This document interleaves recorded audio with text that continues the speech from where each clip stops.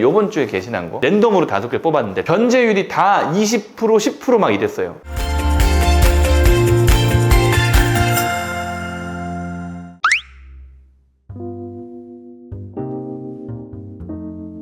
서울의생법원 사건에 대해서 집중적으로 소개를 시켜드리고 있습니다. 저희가 부산이고 인천이고 사무실에 계속 있고 거기 사건들도 꽤나 해요. 꽤나 하는데 사실은 서울의 직원들도 제일 많고 서울수원에 있는 사건들을 가장 집중적으로 많이 합니다. 오히려 이 서울의생법원에 대한 어떤 내용들을 여러분들에게 전달 안 해드려서 조금 죄송한 마음에 서울의생법원 특징을 지금 좀 찍고 있고, 오늘은 최근에 개신한 사건 5개, 이거 지난주에 개신한 사건이에요. 서울의생법원은 뭐 주마다 막 20개, 30개씩 게시가 나기 때문에 그거 갖고 왔어요. 랜덤으로 한번 볼게요.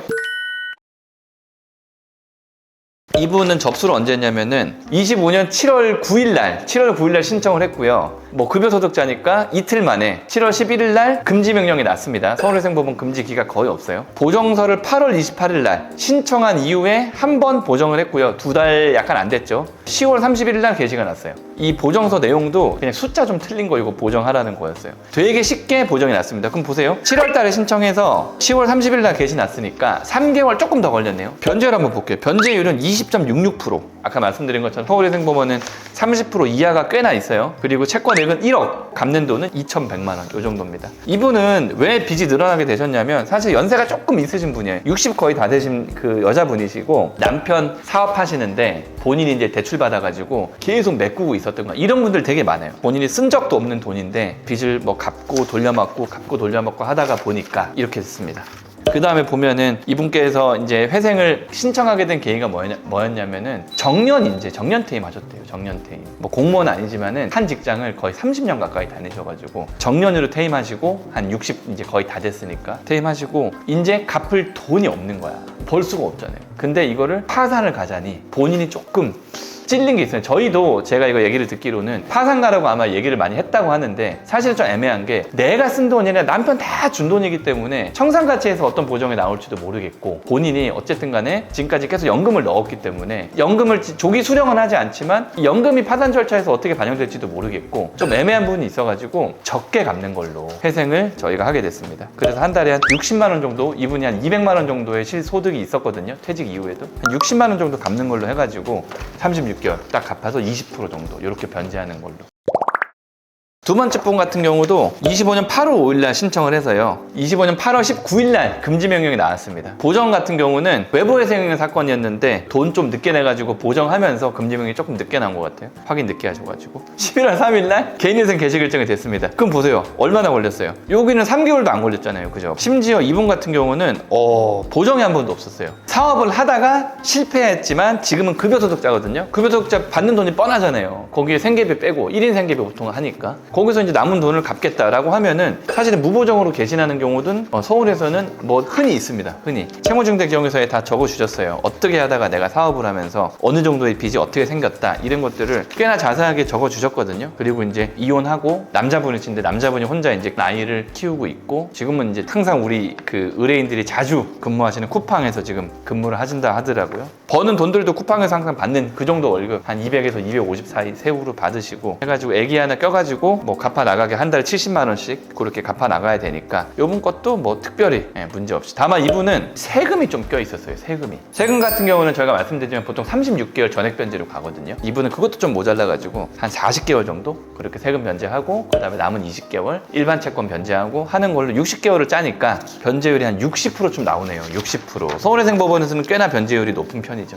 하지만 뭐 세금을 다 갚아주는 거니까 그럼 어쩔 수 없는 거지. 이렇게 해서 서울의생법원 같은 경우는 3개월이면 끝난다. 그 다음에 지금 보시는 영상이 이해가 잘 안 되시면 회생에 대한 기초가 좀 부족하신 거거든요. 이 영상 오른쪽 위에 있는 요 깜빡깜빡거리 링크 있잖아요. 그거 누르셔가지고 회생의 기초 공부하세요. 엄청 쉽게 찍어놨습니다. 요분도 사업하시는 분인데 요분은 빚이 엄청 많아요. 빚이 엄청 많아가지고 신청서 접수가 9월 30일, 금지명령이 10월 14일. 지금은 이제 사업 접고 이제 그 급여소득을 받으시는 분이고 개시 결정이 11월 7일. 야, 이건 2달도 안 걸린 거네요. 쉽게 얘기하면 한 달 만에 거의 보정도 하나 있어요. 하나. 근데 요 정도 보정은 제가 봤을 때는 대단한 보정은 아닌 것 같고, 뭐 어쨌든 급여소득자이기 때문에 뭐 대단한 그런 변동사항은 없었을 거예요 아마. 이분은 변제율이 13%입니다. 13%. 빚이 6억 5천. 그 다음에 갚는 돈은 8,100만 원. 13%인데 아까 이제 사업하는 거 때문에 빚 생겼다 그랬잖아요. 뭐냐면 이분이 이제 젊었을 때 사업을 했는데 꽤나 사업에 성공을 했대요. 그래서 그때 잘 나갈 때 본인이 이제 좀 무리해서 투자를 한다고 무역업 같은 거 하셨거든요. 그래가지고 대출 나오는 거 다 빌린 거야. 근데 제가 법인 회생 파산 많이 하잖아요. 무역보증공사는 대표 연대보증을 세우는 것 같더라고요.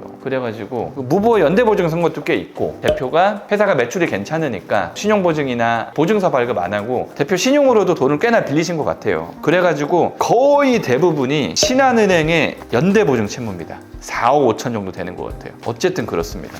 그래가지고 이분 같은 경우는 조건부 인가가 있더라고요. 변제계획안 보니까. 지금 이 본인의 어떤 스펙이나 그런 거에 비해서 조금 급여가 좀 작기는 했어요. 급여가. 왜냐면 350 정도 실수령 하셨는데 그게 막 아주 적은 건 아니에요. 아주 적은 건 아닌데, 근데 뭐 좋은 학교 나오시고 그 다음에 옛날에 사업을 하시던 분이 이제 40대 초반에 실수령 350 받는다? 그러면 조금 적을 수도 있기 때문에 그거 가지고 이제 소득에 대한 매년 신고 의무를 좀 했더라고요. 그래서 여러분들 이 조건부 인가가 무조건 막 이렇게 말씀하시는데, 내가 어마어마하게 앞으로 소득이 증가할 게 아니라면은 조건부 인가 별 상관없어요. 생각보다. 옛날에는 어떤 식으로 나왔었냐면은 올라가는 소득의 전액을 반영해라 막 이런 식으로 나왔는데, 지금은 그렇게 안 하고요. 30% 이상 올라가면 오른 거에 반을 반영해라 이렇게 되거든요. 그럼 이분은 뭐 한 달 하고 열흘 만에 게시가 났어요. 요것도 한번 볼게요.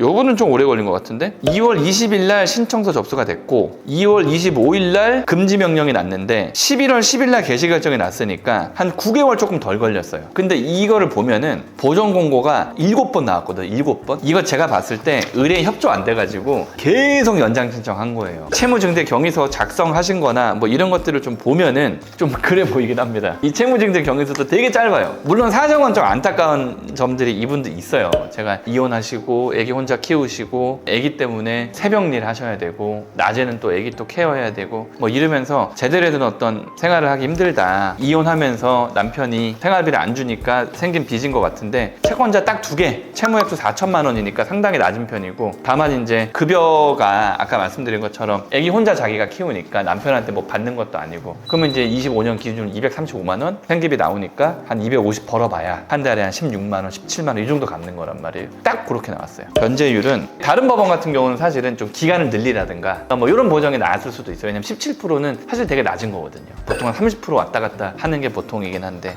어쨌든 요 분은 제가 봤을 때는 그 원래는 금방 개시가 날 수 있었던 분인데 보정이 7번이나 나온 거 보니까 보정 서류에 좀 문제가 있었다 이렇게 보이고, 그 다음에 마지막 분, 5번째. 요 분도 지금도 사업하시는 분이고 6월 23일 날 접수를 해서 6월 30일 날 금지 명령이 나왔습니다. 보정 공고가 2번이 됐고요. 개시 결정이 11월 11일 날 나왔으니까 3개월 반 정도 걸렸네요. 요 분 같은 경우도 사업을 하시다가 직장이 어려워져 가지고 계속 이제 돌려막기 하다가 문제가 됐고, 아내분, 요 분도 똑같아. 남편이 회생을 했어. 당연히 이제 그 사모님도 했겠죠. 사모님도 했을 것 같고, 부부 회생이라고 메모가 돼 있는데, 아내가 사업이 참여를 같이 하고 있었는데 아내 명의로 된 이 전세 주택에 가압류까지 들어와가지고 너무 이제 부담을 이제 느끼게, 사모님은 진짜 죽을 맛이겠죠. 회생을 하고 하면은 전세주택의 보증금 같은 경우는 또 일부 또 까주고, 그 다음에 거기에 대한 일반 채권자의 강제 집행은 또 취소시켜주고 하기 때문에 빚 때문에 문제가 있으신 분들은 얼른 하시면 되는 거예요. 그죠? 그래서 아기도 있고 무너진 삶을 다시 세우고 사랑하는 사람을 지키기 위해서 다시 일어서기 위해 회생 절차를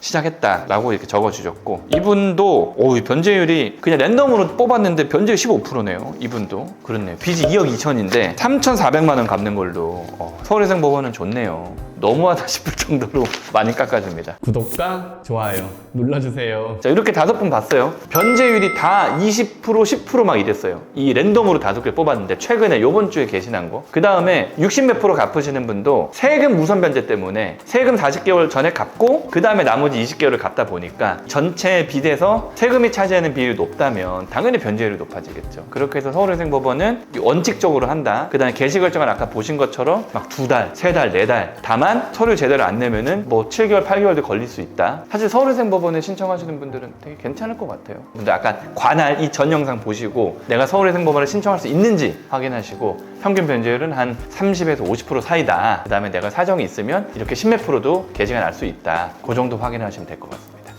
감사합니다.